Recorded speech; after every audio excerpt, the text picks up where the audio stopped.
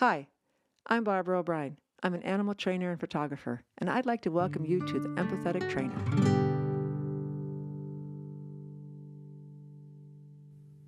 Hello. Today I'm talking with Toni Mattson. Toni is co-founder of Trinity Equestrian Center, where she and her team work with horses to support veterans, first responders, and individuals and families facing a wide range of challenges. She's also the author of Unlikely Recruits, a speaker and someone who has spent many years walking alongside people navigating PTSD, trauma, and recovery.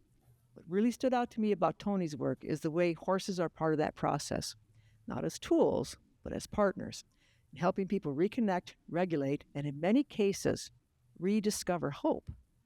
Toni, I'm really glad you're here. Thank you, Barbara. I'm so glad for the invitation and I'm happy to join you. Well, I first heard you on the radio when you have little moments that come out on the radio in our area. So, and then I drive past your beautiful farm, Trinity, where you do all of this work on the way to Eau Claire, because you're in Eau Claire, Wisconsin. And I've heard about you for other things too, but I started digging in more and more, and I'm like, oh my goodness, this Toni is doing a lot. And the best part, you're doing a lot of your team, of course, your team. Exactly. Toni and I've her had an team, amazing. you guys are doing a lot, and we are so blessed to have you like in this community. I mean, you're only 40 minutes from me, so we will be Yeah. visiting. But wow, I'm just like, wow, this is here, and she's doing this here, and it's helping people here. So I'm very excited. Okay, so my first question: how Mhm. did this all begin for you? It began way back, really. Um, a horse lover from, 5 years, 5 years old. My sister and I'm actually the youngest of six kids. And so, we've been in love with horses our whole life. And at 9 years old, my mom and dad, I got to back up here. My mom and dad are both World War II veterans. My dad was 20 years Oh, in, retired lieutenant colonel. My mom was an army nurse. And my brothers, my cousins, my uncles, even my husband, they're all veterans. And they all came back, I can say, affected by their service for sure. But my dad really was affected by far the most that I noticed. And at a really young age, 9 years old, I accidentally startled him. And what I didn't know then, of course, is that he really struggled with PTS. We didn't know as a family, and mm-hmm. as a young kiddo, I had no concept of what that meant, didn't even know at all what it looked like or anything. However, I came up behind him one late evening just to say hi, and I startled him, and he bolted off of his stool. And before we both knew it, I was on the kitchen floor in a chokehold, and Oh, he just was. He wasn't there. He just didn't have any concept of what was going on. He really didn't know. Once he kind of came back to the moment, he realized what he had done, and of course, as a little 9 year old, I thought he was going to pick me up and give me a big hug and tell me that he was sorry, and that didn't happen. He just shook me and hollered at me and said, "Don't ever do that again. I could have killed you." So that moment really stuck with me as far as the whole concept of veterans and that. And then as marrying, if you will, the real passion that we had for horses and that innocent, young, kind of childlike, almost fantasy of them. Um, and then putting together the compassion that I quickly learned for veterans and their families and what that all meant. Um, that kind of solidified something in me that I really had no idea. I was far too young to notice that, to realize it. But then many years later, we decided that we were going to do what we called kids camps. We mm-hmm. didn't have a farm, we didn't have a ranch, we didn't have a horse at that time in our life. But we decided that we wanted to bring kids in from Milwaukee and real, populated metro areas. And so Mm-hmm. we borrowed some friends' property and their horses, and we had weekend events. And it was marvelous. It was so amazing to see what the connection of a horse would do for kids that um, never really got out of the city. They didn't even Yeah. ever have a real experience with cats or dogs, and much less horses. They were really, really afraid of them, of course, because they were large animals, and they didn't realize that they could be kind and gentle and actually affectionate.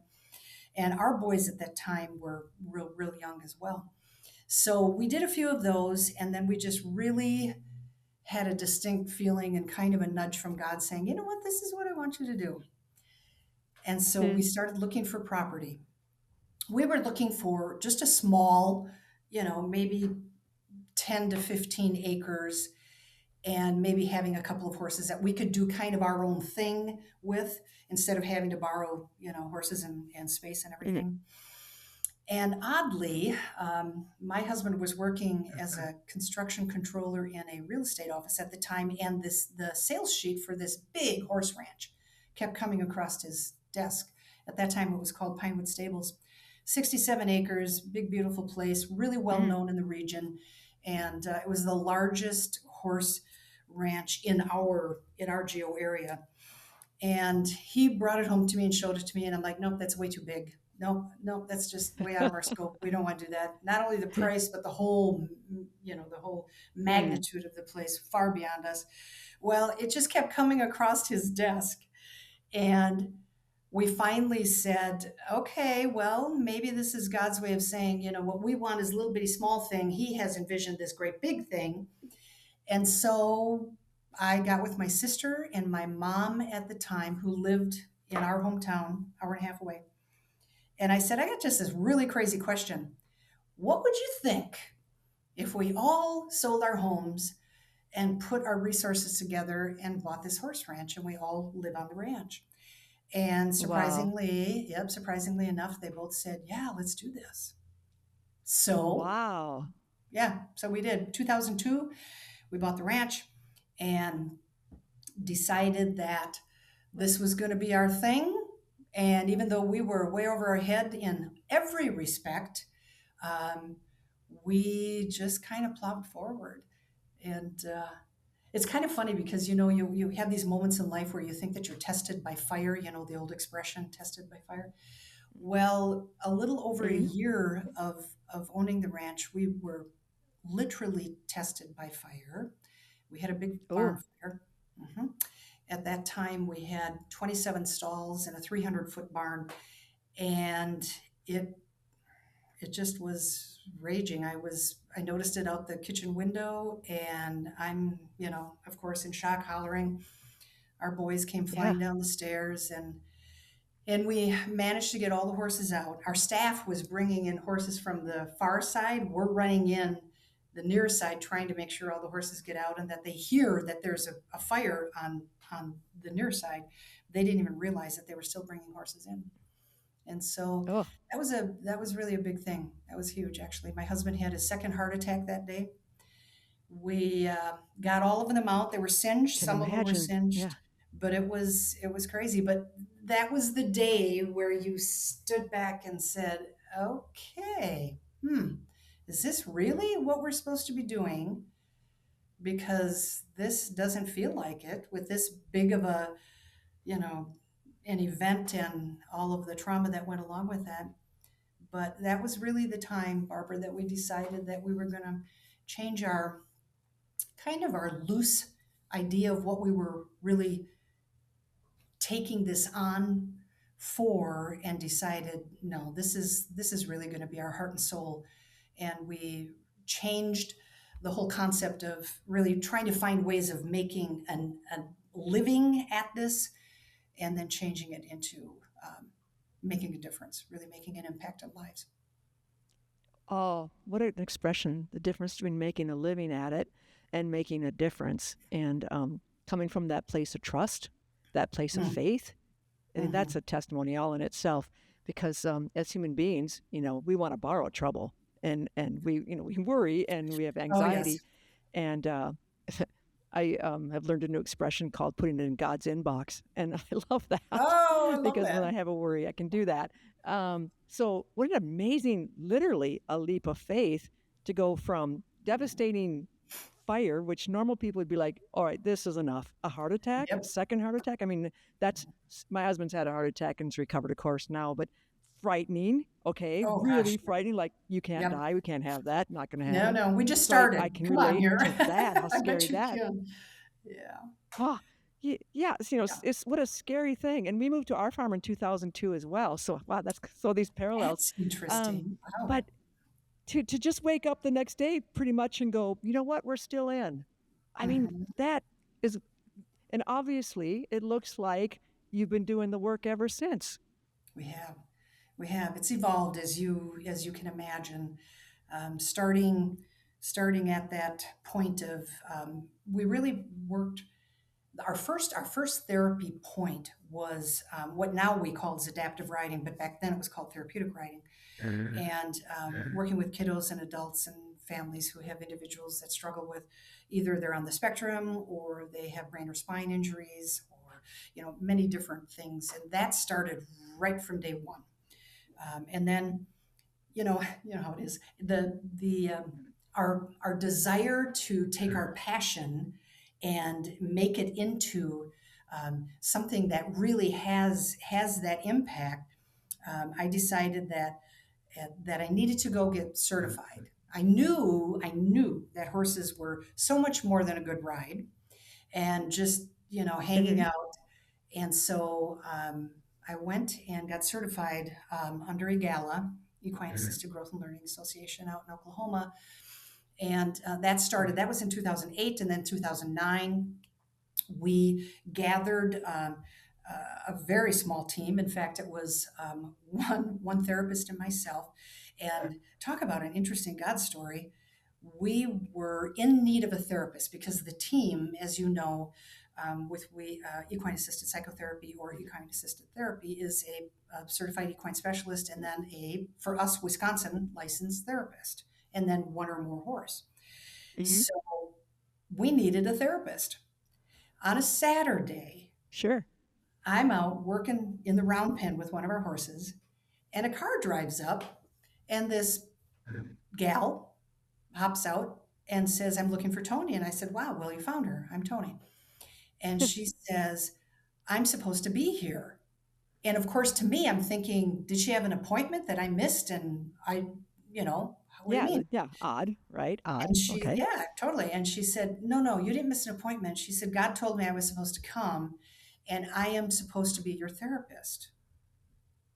And I'm thinking, Wow. wow, that's really amazing. So we talked, and as God would have it, it was a match made literally in heaven. She and I worked our program, built our veteran program for 11 years, and she finally retired. She was Mm-hmm. about, I think she's 11 years older than I am, and it was remarkable, remarkable. Yeah. So that's, I mean, when you, it's just so cool because when you know that it is a divine appointment, not only because we stayed and we just decided that we've got more grit than fear Mm-hmm. and we're going to just keep doing it. And then Oh, God brings let's on say that people. again. Let's say that again. We have more More grit than growth fear, than fear. more grit than fear. The grit than fear. Yep. Okay. Yep. And, and, Okay. um, and then when you Sorry, that was know good. that, no, when you know that he brings his choice of people to team with you and to see the lives that we touched and the work that we did was amazing. And that I don't say that in a braggadocious way at all, because as you know, anybody who works with horses or animals in general, but certainly um, Mm-hmm. my experience with horses is that you can lay out the best of plans. And much of what we do is based on metaphors and based on activities that you map out because you know the goals that you're seeking. And so you also know what outcomes you're really trying to affect. So you may map out Mm-hmm. this fabulous um, activity and bring in the exact horses that you think are going to do exactly what you want to do, and then nothing goes the way that you planned that they're going to go. But if you leave your head and heart open, you know that they've just happened exactly how they're supposed to happen. And that's where you Yes. stand back and just say, that's the best. I mean, we're conduits. We aren't the leaders. Oh, yeah. We're the stewards. We're the shepherds. And from there, however that unfolds is beautiful, and it's how it's supposed to happen. Oh, yes. Let's talk about the horses. Mm, What do you think horses notice about people that we don't? mm. I think they notice first probably their energy. We're not, some of us I think are better at picking up on energy than others. I think that's a skill that, we can certainly learn if we devote ourselves to it. But I think instantly, by nature, by instinct, and for them by survival, they pick up Right. on our energy. And I've always been a believer that they read us, they read us like a book and our intentions, and they will notice. I think they notice our real motives, I guess I would say, and really working a lot with veterans who, when they first come to us, they have such little trust, if any, really.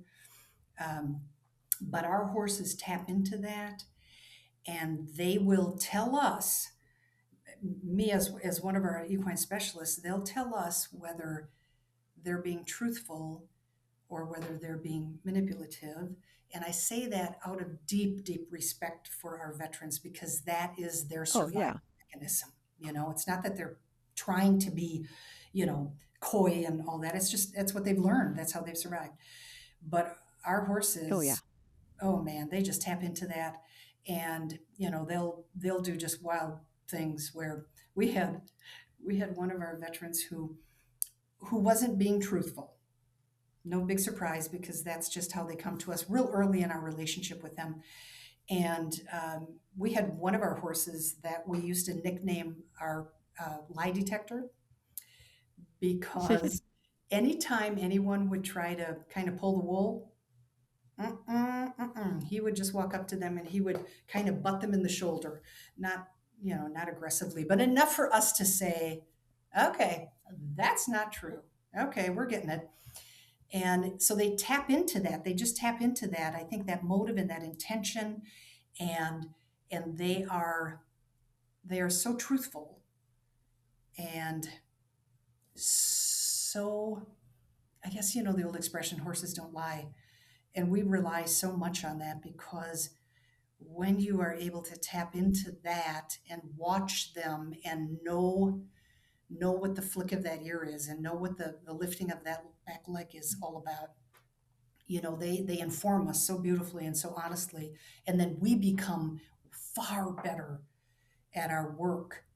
And quite honestly, without that, Hmm. we go in so blind. We just do. We just don't. We don't know what we don't know, and they're great. They're No. great advocates for Yeah. And for. when we've had some young women that we've taken in, like in informal foster care, I guess, that have lived with us. And the first thing we did was connect them up with a horse to take care of, because then Oh you have to yes. get up in the morning and you have responsibility, and so you got a Mhm. puppy or a kitten and a horse, so to Oh, work with. cool. And the horses, exactly what you're talking about, but the horses could tell, there's something different. They could recognize this person I need to do something different with. They're hiding, like you can't, like you just said, it's their nature. The person who's suffered trauma, their protectiveness is Mhm. to, you know, hide or withhold or protect themselves naturally. So Absolutely. I Yeah. don't blame anyone there, but the horses peel that back, and Mhm. it's pretty cool to watch that process. And we're not trained, but you can, being around animals enough, I can see it. Oh my goodness. So what you kind of answered this, but you feel that horses do respond differently to someone who's carrying trauma or stress. Very much so. Very much so. I think that Yeah. because they are so tapped in, um, they have that desire. I mean, honestly, we work with, I nicknamed it the trifecta, where the first step is very much what you're talking about, Barbara, is making that connection that then grows to a relationship. and that matures into trust. And we Mm-hmm. know that once that they're on the road to that, um, and if they, or not if, but when they really achieve that, there's some level of trust there, that's when the barriers come down, and then that's when progress and change starts. It won't happen before that. It absolutely, in our experience, that, I mean, you can do and say and tap dance all you want, but it is not going to happen until that individual feels safe and connected, and then has some trust. But that's where I think the Well, horse is absolutely um, the key. That's why we choose them as our partners, because they're so good at that. Because if they don't feel that from an individual, and most often because of trauma, one of the biggest things gets blown up is trust. And that's in almost any well, yeah. traumatic experience. So the horses already know there's no trust, and they are so finely tuned to that character, that commodity of trust, that their their desire is to have that relationship, but they also know that they can't just blow into that they have to take it nice and slow. And so Mm-hmm. they do, I mean, they do 90% of our work, because you can't talk your way into that. You have to live it. You have to just ease your way in. And when a horse, one of my best examples is that, when you want to gain that connection with them. We often have them, most of the time they're at liberty in our arena or in the pasture, but sometimes we have halter on, lead rope on, and we just ask them to, take them for a walk, just walk in the arena. And our goal, of course, is to have them create that connection so that the horse is used to them, that the person is not uncomfortable being next to them. And then we have them take the lead rope off eventually and see if the horse will still follow them. And what happens to that individual, particularly if they have struggled and Mm-hmm. suffered from some trauma, is that when the horse follows them, they're in awe. When they Oh, stop yeah.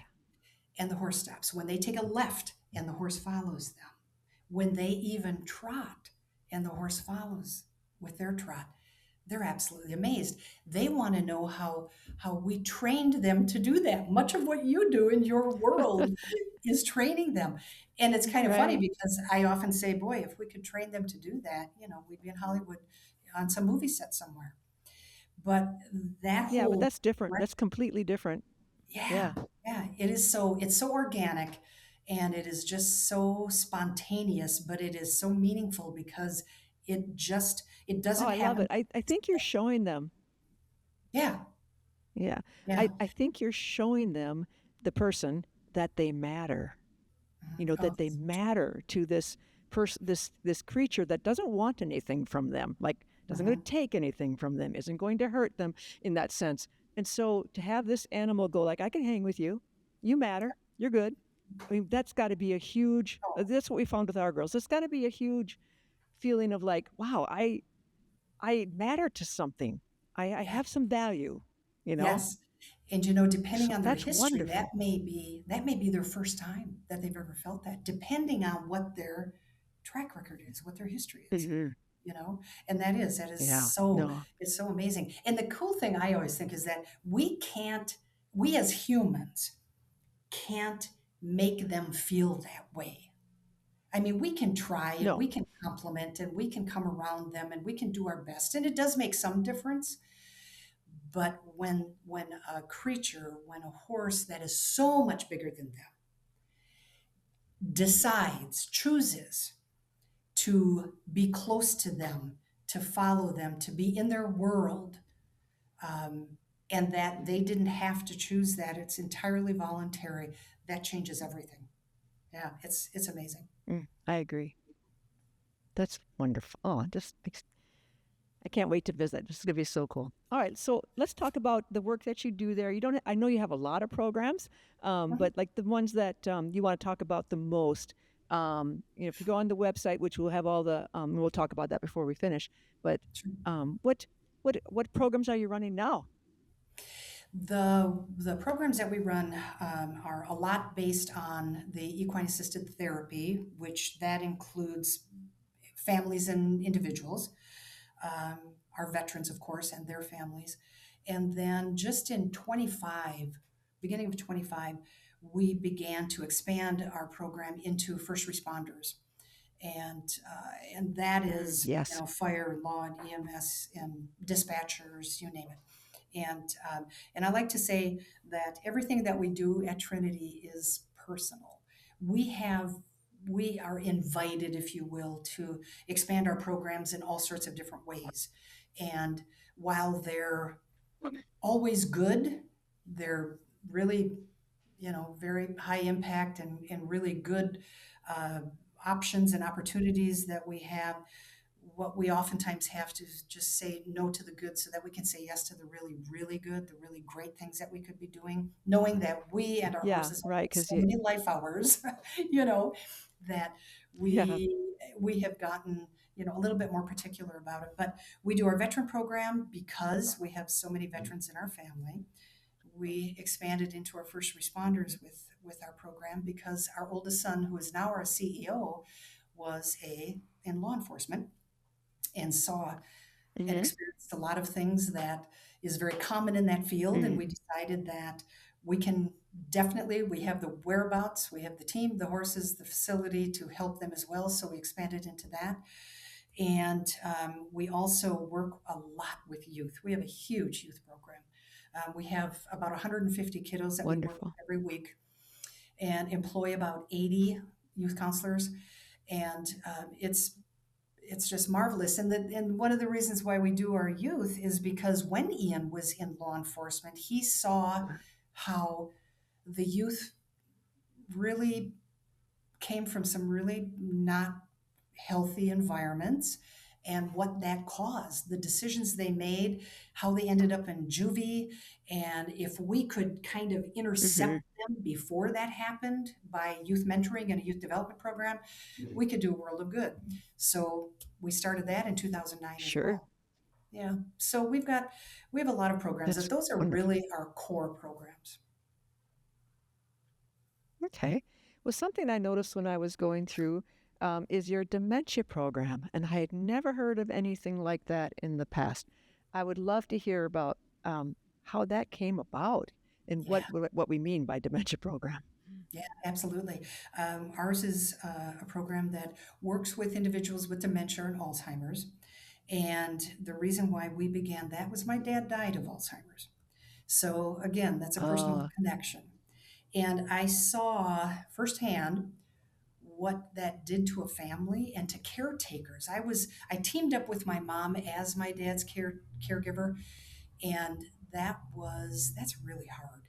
That's that's just a hmm. really, really harsh disease, and it just takes a lot out of the family. So what we do is we bring in the individuals who are struggling with the memory loss and their caregivers so that at the same time we bring the individuals with the memory loss into our arena or out. You can't see this, I'm pointing to our outdoor paddock here in our outdoor arenas.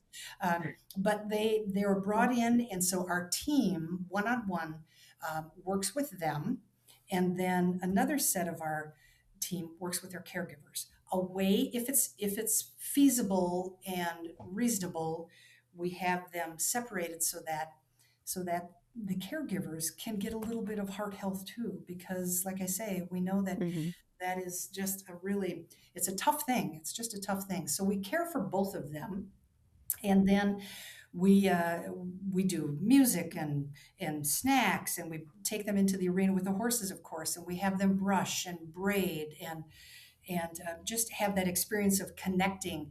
And it's remarkable how being that close to the horse really stimulates their memory and their speech and their I think they're calm, because I remember my dad would have really radical swings of behavior in just his reactions and stuff was really, it was just on this pendulum of swinging, and you never quite knew horses have that really Hmm. beautiful ability to calm, whether it's their breathing or Yes. just standing soundly next to them.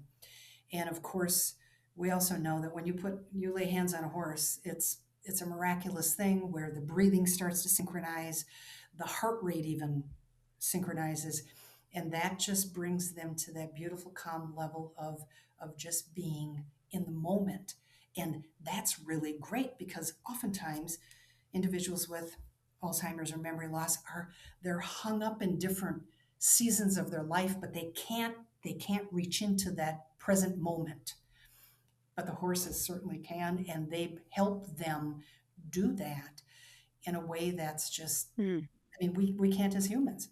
I remember one time it was so cool because we have a rather large tack room. I always tease when I give tours, I call them, this is our walk-in closet for our horses. So our Good. team is remarkable. They have everything beautifully organized and clean to, beyond belief, and everything's labeled and named and all of this kind of stuff. Well, on the very back hook, there was an old bridle that we had that we don't use, but it's just kind of that. It's just an old vintage thing. But the leather reins they were almost like 2 inches wide and super thick, just this beefy thing. And I was giving a tour, and there Hmm. was an individual who came in our Reminiscing program, and he stepped into it, and he instantly noticed that bridle hanging. And he went over there and he grabbed the reins and he started massaging them in his hands. And he said he didn't talk very much at all. In fact, he kind of grunted, and that was sort of his form of acknowledgement, was grunting. And all of a sudden he said to his wife, he said, I remember these. I held these for years. I used to plow horses with these. And he went on and on. And the wife, Sure. of course, is a puddle. She's in tears because he just was so expressing in the beautiful memory of that. And I just think of, man, I mean, it's a way for them to reconnect that we can't manufacture. We just can't No. manufacture. Yeah. It's cool. No. The body knows for sure. So Yeah. the body knows. Yeah, and you. So that's beautiful. That's beautiful. Well, you've written a book called Unlikely Recruits. What made you feel like it was time to tell those stories? Well, I already by that time that I started had been doing work for, gosh, 10 years, probably 10 years.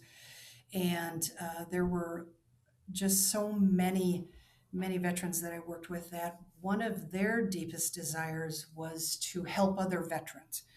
And so I was speaking at a church one time many years ago, and was telling was telling some of the stories, and Hmm. after the speaking was done, there was a lot of ladies who were just waiting to see, just to chat with me and whatnot. And there was this one lady at the very end of the line that just kept waiting and letting everyone go ahead of her. And I thought that's kind of peculiar as I'm watching it, but I thought, well, okay. Sure. So she said, "Hey, I really enjoyed your message, loved your stories. Have you ever thought of writing a book?" And I kind of laughed Ah. and I said, "Well, God's been poking me for years to write a book, but I don't have the time to do it. And I would never know where to start. I don't, I just know." And she said, "Well, let me tell you this. I'm a Christian book agent, and I think we should Okay. talk. Here's my card." So I Nice. tucked it in my Nice. briefcase, left it for months, didn't do anything about it. Finally, one day, I really was feeling like, okay, I probably should call her. And I did. We had a lovely conversation, and she has been marvelous. And yeah, so we put them together. But really, my goal was to tell their story, to give Hmm. them a voice, because one of the things that veterans rarely do is tell their story.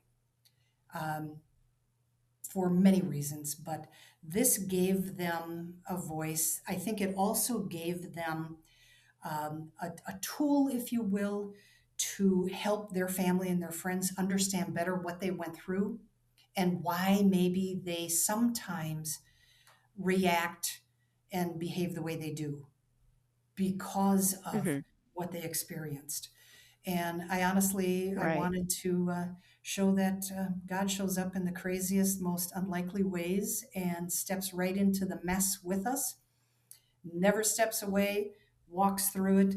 And it's been a really good tool. It really has. It's been a marvelous thing. And I'm just happy that it finally got to be published and there's people who are enjoying reading it. Well, that's good. Well, we will certainly put all the links, in the notes and everything so people can find it. Uh, one of the lines from your book is how God enlists horses to heal veterans. What Mhm. does that mean to you, like in real life? How does that work? I think it means how we we can't do it ourselves.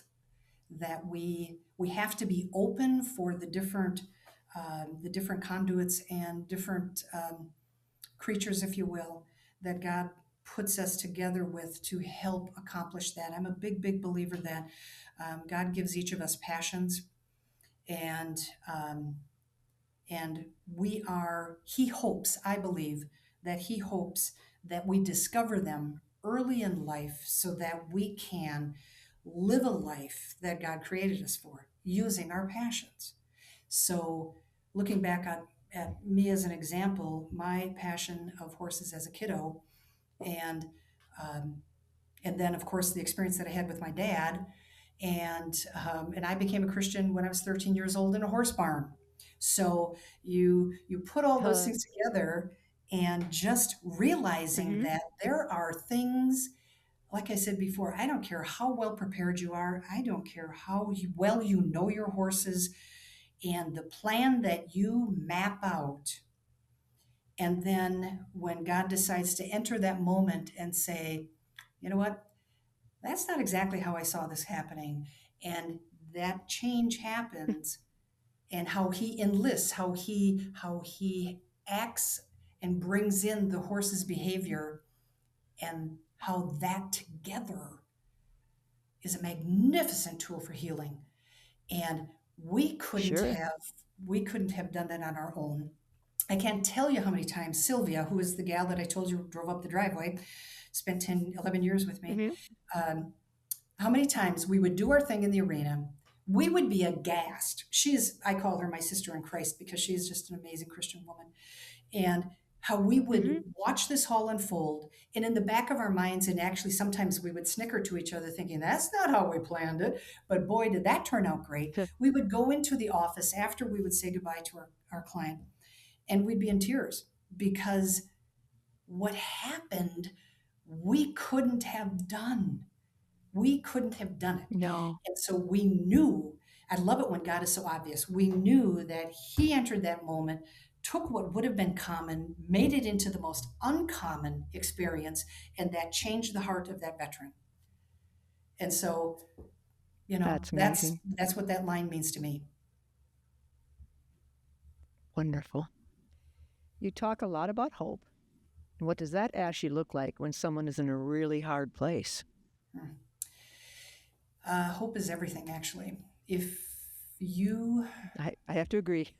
Oh man, and when people come to us and they have really nothing left. We have had individuals who have attempted suicide as much as 3 times before they came to us, and Mm-hmm. they have absolutely no hope. The only reason that they are there often is because either one of their family members or their spouse have said either you go or we're done. And Mm-hmm. when they show up, it's so obvious that they have nothing left in their tank. And so Yeah.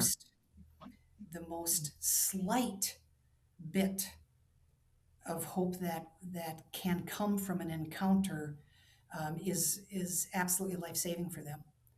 And if and again, you go back to the one thing that we talked about, where the horse will follow them, or the horse validates them Mm-hmm. somehow. And Yeah. Yeah, you That matter. person, Right. yep, exactly. That person takes that in. You're valuable, you matter, you make a difference. You're not a monster. I can't tell you how many times that I've heard that expression that I don't feel like a monster in the presence of this horse. And that's Mm. hope. That's hope filled.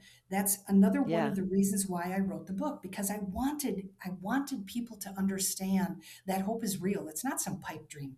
It's not like some platitude that someone throws out there because, they don't know what else to say. That's not it. The Hmm. stories are real, and they share what can happen if you have the slightest bit of resolve or desire to have change, to make some sort of Yeah. change. And by that, then the slightest bit of hope. I mean, we've worked with Gold Star moms. We've worked with, like I say, individuals who've not just thought about but have tried taking their lives, and ones who were so dependent on drugs or alcohol to numb them Hmm. so that they stopped feeling all of the nightmares and this Right. recurring story that they just can't give up on. And one or another of the activities or experiences with the horses, it changes everything. It just changes, because that to them means they're valuable. There is something there. It's worth coming back Yeah. the next week. I don't know exactly what it is, but, and I agree. I just think that God is all over this, because He just creates that curiosity. He creates that lifeline that says it is worth coming back one more time, just one more time, to see what else Yeah. is there. And it never fails. There's more of the bridge that's built, there's more of the gap that's filled in, so that they then say, yeah, I'm coming back again. It's so funny, because the veterans and the first responders, they make a connection with the horses first. We are always last. And it's kind of one of those Hmm. things Yeah, where of course. you kind of Yeah. you give up your ego, because it's not about us one bit. It is really about the relationship that's built between the horse and the person. And that's the lifeline. That is absolutely the lifeline, because they know that the horses don't have to choose to be with them. They can go to the other side of the arena, they can go to the other side of the pasture, they can do any number of different things that don't involve being next to them. And I had one of our first responders came, and he has had all sorts of just really multiple traumatic experiences as a law enforcement. And he stood there, and the horse came up, and he just stood next to him, just parallel with him, and just stood there while he was telling his stories. Hmm. And he said, I have never felt so supported in my life. This horse must understand what I'm saying. And he doesn't leave. He stands there with me, and he's just so supports me. And Oh, he said, that's why I'm going to come back. isn't that wonderful? Yeah. Yeah. Man, I love that. So, what have horses taught you about people? Mm, wow.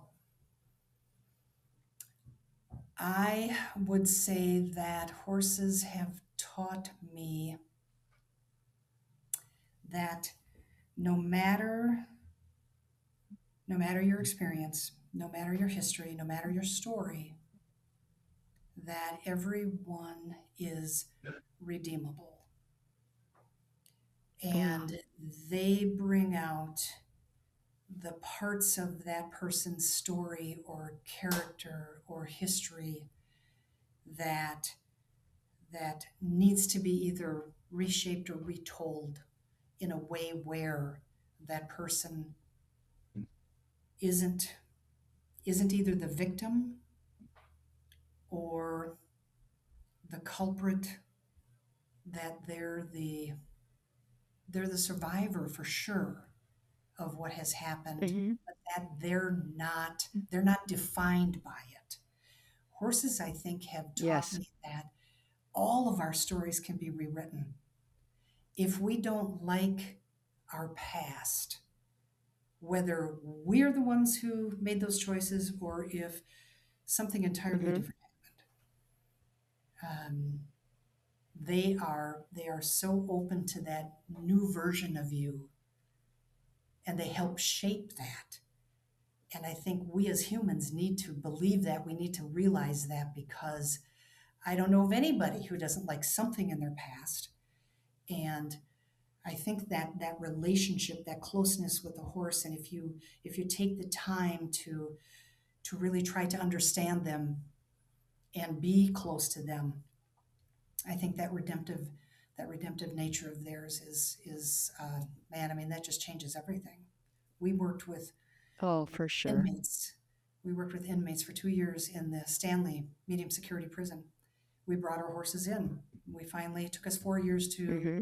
get um, the DOJ's approval to do it, but that is where I saw how horses don't judge and how we should learn not to judge. They don't come in with an agenda. They come in just as they are. And because of that, that redemptive value, that redemptive story and lesson, man, we can be so open to that. And and Mm-hmm. I the people that we worked with, they did really bad things. I mean, Sure. absolutely. But how horses chose to treat them, to align with them, is something I think we all need to learn, because I it didn't matter. It didn't matter to them what they did. It only mattered to them that they were standing in front of them, their hands were open. They knew, because of how God wired horses, that they were open to this relationship. And because of that, the coolest things, the best work I think we've ever done was the years that we spent in the prison. It was remarkable. I mean, it changed us as well. And that's really the cool thing about this work too. And I'm sure it's the yeah. same with your work. You're not the same. You're not supposed to be the same. And you aren't. No. It changes you right down to your soul. Oh, Tony, I couldn't agree more. Let's talk about how people can find you. And Hmm. you must have the need for volunteers and things like that. So how can people find you, A, to learn more about your programs if they're local, and how they can help if they're not, if there's something they can donate to, or how does it work? You want to give us some, Absolutely. and all these stuff will be in the show notes too, but let's run down. How do they find Sure. you? Yep. Our website is trinity-ec.com. Trinity-ec.com. That gives you a ton of information. There's a button on there that says get involved for our volunteers. We absolutely love our volunteers. They are the spine of the work that we do, because we could not do what we do without them. There's just far too many hands and feet needed. And if anyone's interested, know this: you don't have to be experienced with horses, because we train all of our volunteers. And and if you are interested in donating, there's a button that just says get involved, and you can donate. You can help with events. In fact, we have a big event coming up in September. It's our second Strength and Service Summit. It's all about um, getting reset, kind of finding that and rebuilding your resilience. We have speakers coming in from all over the country. It is going to be amazing. We had our first one last year on site. Everything was on site Friday night and Saturday. And we had about Hmm. 250 people. It's for first responders, veterans, their family, friends, those that stand with them, social workers, you name it. Anybody who's interested in how this world works among those people who really are defenders and protectors, and what it takes to keep them buoyant and safe and Yeah. sound. Yeah. And it's amazing. But we Yeah. need Because we they're need a lot of help. We need a lot of help with that too. okay. Well, that's great. Okay. Last thing I want to ask you about, Mhm. because I have 6 horses of my own. I love them Yes. all. Yes. Is there that one horse that everyone says, this one's different? Is there Mhm. somebody who like just is really special out of the many many horses you have? Wow. Out of our 38, I That's not a personally, fair question, is it? I personally I personally think there is one that I always go to. I mean, if I need to pull a horse out to do a demo or whatever, yes, his name is Stanley. He's a big paint Stanley. and just beautiful, beautiful. However, my personal horse, I had to put down about 4 years ago, and his name was Mm. Casper. Big old all white Appaloosa. Had him for 20 years, and Mm. just a love. But I have to say, he was so special to me. But he was not a very good therapy horse. He just wasn't. You know how they really Not have to be everyone's called. open. No, that's exactly right. He was not. He was not called for that. But he was a perfect match for me. Um, but Stanley, on the other hand, he's a love. He just wants to connect. He just wants to come up and snuggle. And he is a big 16 hand, probably 1,300 pound guy Oh, that's who wonderful. just can't get enough of us. So, yeah, but that's an interesting question because I'll bet you if I asked any of our Mm. staff and our other therapists and everything, they'd all come up with somebody different. No matter how big he is, he's just a big guy, 16 hands and about 1,300 pounds. But his real desire is just to connect and to snuggle and come up to you. And no matter if he doesn't know you at all, we bring brand new people into the pasture. He's the first one who notices there's somebody in, and boom, he's beelining over just to say hello and just to connect. And it's so funny. So yeah, he would be my choice. But I'm sure that if you asked other staff members and other teammates, they would probably have their own Mhm. choice of which horse would be their first choice. But Stanley's mine. Oh, that's wonderful. Yeah, we all have horses like that. I can't wait to meet him. I'm sure I'm going to meet him. Oh, So that's yes, you wonderful. will. Okay, good. Well, Toni, this has been such a meaningful conversation. I really appreciate the work you're doing and the way you shared it today. Um, Thank you. bless you, bless your team, bless your horses. I can't wait to meet you in person. I'm so lucky I live close by. I And know. I thank can't you wait. again for being on the show. You are so welcome. Thanks for having me. Really appreciate it. God bless.